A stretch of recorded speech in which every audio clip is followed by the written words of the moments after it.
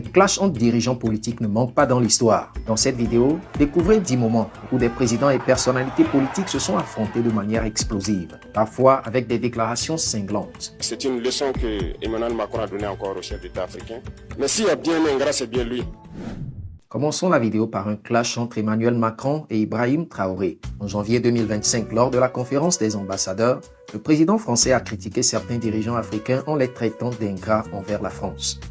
Je crois qu'on a oublié de nous dire merci. C'est pas grave, ça viendra avec le temps. L'ingratitude, je suis bien placé pour le savoir, c'est une maladie non transmissible à l'homme. Mais je le dis pour tous les gouvernants africains qui n'ont pas eu le courage vis-à-vis de leurs opinions publiques de le porter, aucun d'entre eux ne serait aujourd'hui avec un pays souverain si l'armée française ne s'était pas déployée dans cette région.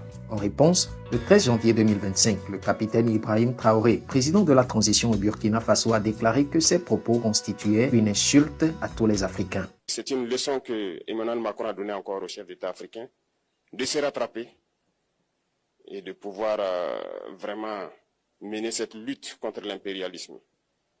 Mais en plus de ça, il a aussi insulté tous les Africains dans ses propos. Il y a une partie qui a retenu mon attention, là où il parlait d'ingratitude, et que l'ingratitude est une maladie non transmissible aux humains. Lui, il est humain, notre ingratitude n'est pas transmissible à lui. Voilà comment ce monsieur voit l'Afrique, voit les Africains. Nous ne sommes pas des humains à ses yeux. Peut-être que c'est lui qui n'est pas humain, il ne se met pas dans la classe des humains. Mais s'il y a bien un ingrat, c'est bien lui. Je pense que s'il n'est pas athée et qu'il prie, à chaque matin qu'il se réveille et qu'il prie, il devrait aussi prier les Africains. Parce que c'est grâce à nos ancêtres qu'il existe aujourd'hui une France. Il devra nous prier. À ses yeux, nous ne devons pas être des humains, nous sommes plus que des humains. Alpha Condé, alors président de la Guinée-Conakry et président en exercice de l'Union africaine en 2017, avait marqué les esprits lors d'une conférence sur l'émergence de l'Afrique en prononçant un discours direct et franc visant à clasher les dirigeants africains. L'Union africaine était financée par l'Union européenne. Comment voulez-vous parler d'indépendance?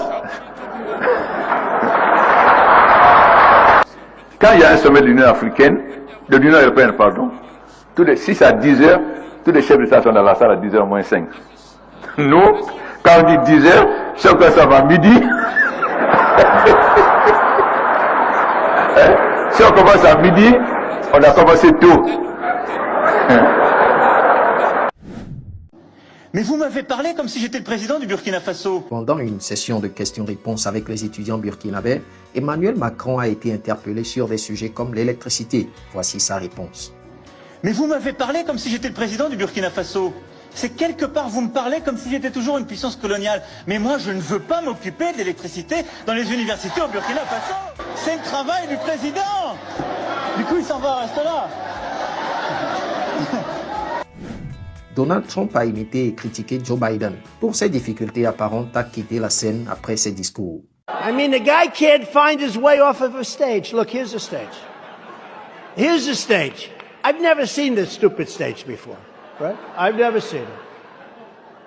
But if I walk left, there's a stair. And if I walk right, there's a stair. And this guy gets up. Where am I?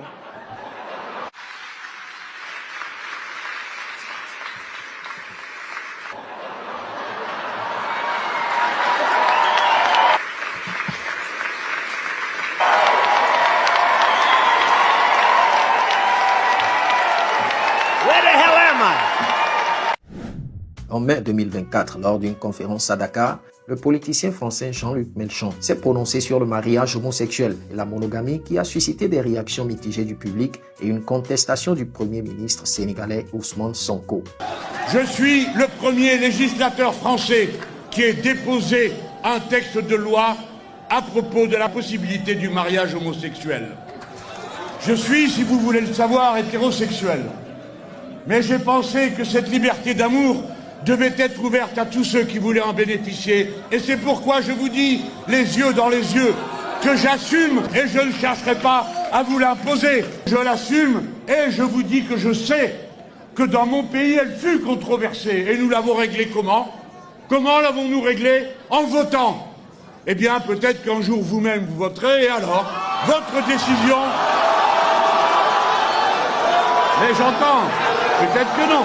Je sais que les Français n'ont pas trop de leçons à donner sur la polygamie pour ce qui concerne les pratiques présidentielles. En réponse, le Premier ministre sénégalais a affirmé que le Sénégal légiférait selon ses propres valeurs et que personne ne doit venir les imposer ce qu'ils doivent faire. Et c'est là où le bas blesse malheureusement. Nous vous concédons votre désaccord sur la polygamie. Ce qui ne nous empêchera pas de débarquer à Paris avec les deux dames.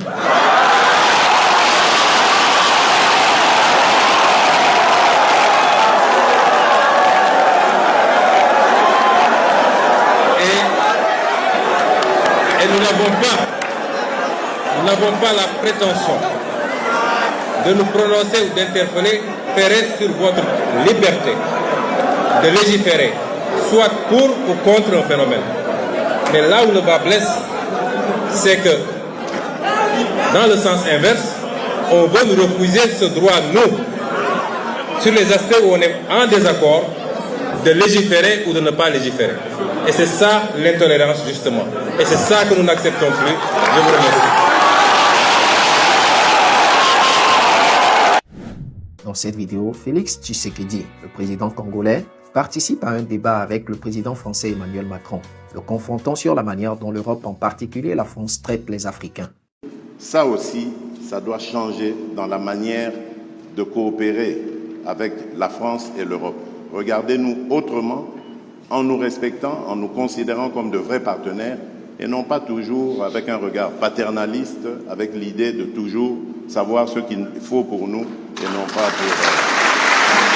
Si le président Tshisekedi m'y autorise, je voudrais apporter un commentaire au commentaire. Je m'explique. Parce que le président a parlé de la France en répondant à la question. Quand un ou une journaliste française pose une question, ça n'est pas le gouvernement de la France. Et c'est bien comme ça. Mais il ne faut pas tout confondre.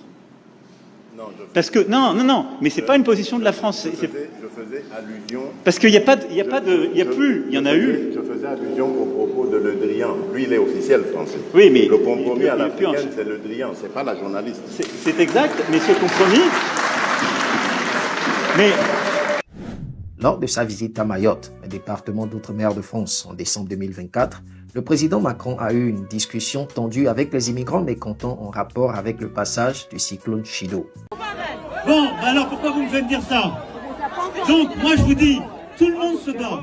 Vous avez vécu quelque chose de terrible. Tout le monde se bat, quelle que soit la couleur de peau. Et n'opposez pas les gens. N'opposez pas les gens. Si vous opposez les gens, on est foutus. Parce que vous êtes contents d'être en France. Parce que si c'était pas la France, pour vous dire, vous seriez 10 000 fois plus dans la merde. Il n'y a pas un endroit de l'océan Indien où on aide autant les gens. C'est la réalité. Et donc, on ne peut pas vouloir être un département français et dire que ça ne marche pas dès que la France est en solidarité. Quel est l'autre territoire de cette région comme ailleurs qui livre de l'eau, du fret, des soignants comme on le fait ici? Alors il faut que tout le monde se respecte. Des propos que certains habitants ont interprétés comme un clash et manque de respect à leur égard. À l'occasion de l'élection présidentielle française en 2017, Emmanuel Macron a lamentablement clashé Marine Le Pen lors d'un débat télévisé. Vous avez des coups à la rotonde, Ce ne sont Madame Le Pen. Les Français et les Françaises, ils méritent mieux que cela. Je vous assure. La vérité, ils méritent mieux. Ils méritent d'abord la vérité, plus que les insinuations. SFR était la propriété d'un groupe privé qui s'appelle Vivendi. Nous sommes dans un État où la propriété privée est respectée. C'est le groupe Vivendi qui l'a vendu. Ne dites pas de bêtises. Vous en dites beaucoup. Ça n'est qu'une des bêtises que vous avez proférées depuis tout à l'heure. Mais surtout, ça ne fait pas avancer le pays. Le 26 juillet 2007, l'un des anciens présidents français, Nicolas Sarkozy, lors de son allocution à Dakar, a fait la déclaration suivante. Le drame de l'Afrique, c'est que l'homme africain n'est pas assez entré dans l'histoire.